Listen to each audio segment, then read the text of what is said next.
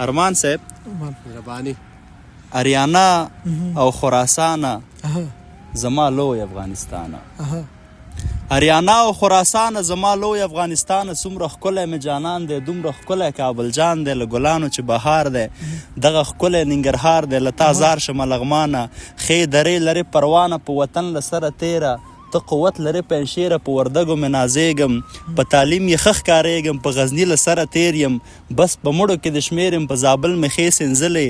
له هر څه دي بختورې، له دنیا ښکلې مزاره، د ښکلا کور قندهاره. تل دعا کوم هلمند همیش اوسه سربلنده.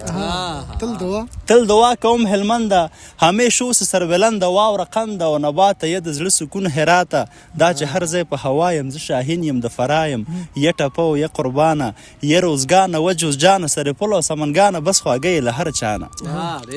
سرپل او سمنګانه بس خواږی له هر چانه. په بامیان روح تازه کړې، په ګلان روح تازه کړې. بس خو ته مشه خرابه له سکونه ډک فاریابه.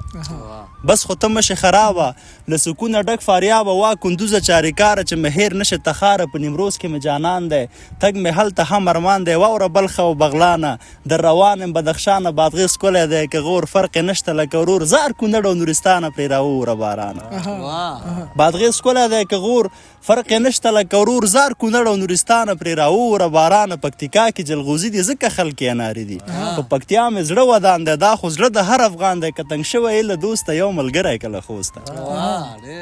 پکتیکا کې جلغوزي دي ځکه خلک یې اناري دي. په پکتیا مې زړه ودان دی، دا خو زړه د هر افغان دی. که تنګ شوی له دوسته، یو ملګری کله خوسته. دا چې هر ځای معتبر یم، دا خو اصل د لوګری مې په مړو کې د شمیر شموز به پولې نه ورتیر شم. په مړو کې د شمیر شموز به پولې نه ورتیر شم. خو هم زما وطن دی، دا د پلار نیکه مسکن دی. پېښور که 400 ده، بس له هر څه نه خوږه ده. ثوابۍ کې مې یاران دي، خدای شته ډېر را باندې ګران دی. کوهاټ ښکلی لهنګو دی، ورکزی ټانګ او بنو دی. په ډیری اسماعیل خان کې شمالي وزیرستان کې په چکر تللی، نو شپه شئ هلته چای وڅکئ دمه شئ. په کرم پاره چینار کې باید هلته کې یو یار کې. په کرم پاره چینار کې باید هلته کې یو یار کې. یم محمد و باجوړو سات مو تیر دی، بختولو په خیبر باندې ورتیر شه. د خوشحال بابا په سیر شه، جمرود لنډ کوتله ابا دوسې تل تر تله. دیر چترالی بیټ آباد، بس نو تل دی وی آباد. په مردان کې سترګې سرې کا، په بدبینو د حملې کا. مانسیره هریپور دواړه لکه زر کې ور رغاله. چې اټک ته ورنږدې شوې، چې دوه ووتې او درې شوې. دا کلام ورته فرمایه، زما دعا سلام پرې وایه. که چېرته مړ نه و ژوندی و، بارګزی ستا لیدو له خامخا راځي.